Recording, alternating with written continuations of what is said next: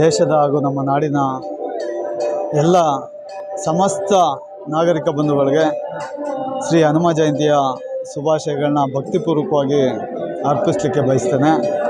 ಇವತ್ತು ಶ್ರೀ ಹನುಮ ಜಯಂತ್ಯೋತ್ಸವ ಕಾರ್ಯಕ್ರಮವನ್ನು ನಮ್ಮ ಬೆಂಗಳೂರು ಜಿಲ್ಲೆಯ ಯಶವಂತಪುರ ವಿಧಾನಸಭಾ ಕ್ಷೇತ್ರದ ವ್ಯಾಪ್ತಿಗೆ ಬರ್ತಕ್ಕಂಥ ಉಳ್ಳಾಳ ವಾರ್ಡಿನ ಸೊನ್ನೇನಹಳ್ಳಿ ಗ್ರಾಮದಲ್ಲಿ ಶ್ರೀ ಕ್ಷೇತ್ರ ಸೊನ್ನೇನಹಳ್ಳಿ ಗ್ರಾಮದಲ್ಲಿ ಗ್ರಾಮಸ್ಥರ ಹಾಗೂ ಅಕ್ಕಪಕ್ಕದ ಗ್ರಾಮಸ್ಥರ ಸರವಿಶ್ವೇಶ್ವರ ಬಡಾವಣೆ ನಿವಾಸಿಗಳ ಮತ್ತು ಭಕ್ತ ಮಹಾಶಯರ ಹಾಗೂ ಭಕ್ತ ಮಂಡಳಿ ಸದಸ್ಯರುಗಳ ಸಂಪೂರ್ಣ ಸಹಕಾರದೊಂದಿಗೆ ಒಂದು ಕಾರ್ಯಕ್ರಮವನ್ನು ಆಯೋಜಿಸಿದ್ದೇವೆ.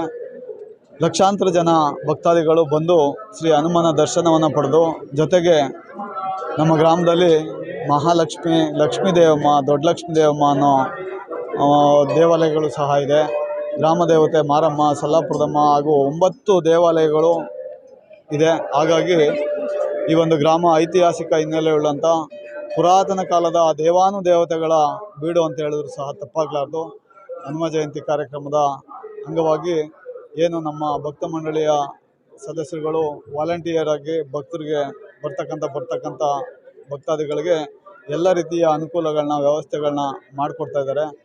ಭಗವಂತ ನಮ್ಮ ನಾಡಿನ ಜನತೆಗೆ ಆಯುರಾರೋಗ್ಯ ಐಶ್ವರ್ಯಗಳನ್ನ ಕೊಟ್ಟು, ಸುಖ ಶಾಂತಿ ಸಮೃದ್ಧಿಯನ್ನು ಕೊಟ್ಟು, ರೈತರಿಗೆ ಒಳ್ಳೆ ಮಳೆ ಮತ್ತು ಬೆಳೆಯಾಗಿ ಒಳ್ಳೆ ಅಭಿವೃದ್ಧಿ ಆಗಲಿ ಅಂತೇಳಿ, ನಮ್ಮ ರಾಜ್ಯ ಮತ್ತು ನಮ್ಮ ದೇಶ ಅಭಿವೃದ್ಧಿ ಆಗಲಿ ಅಂತೇಳಿ ಹೇಳಲಿಕ್ಕೆ ಬಯಸ್ತೇನೆ.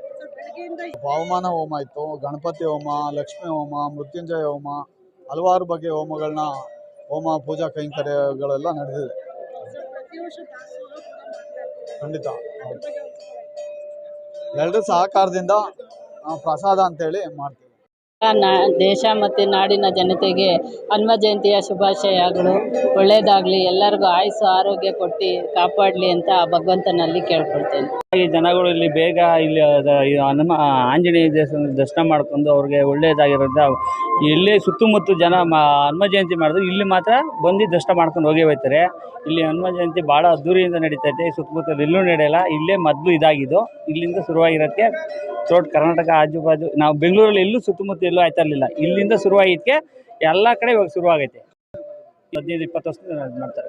15-20 ವರ್ಷದಿಂದ ಇದು ಮಾಡ್ತಾರೆ.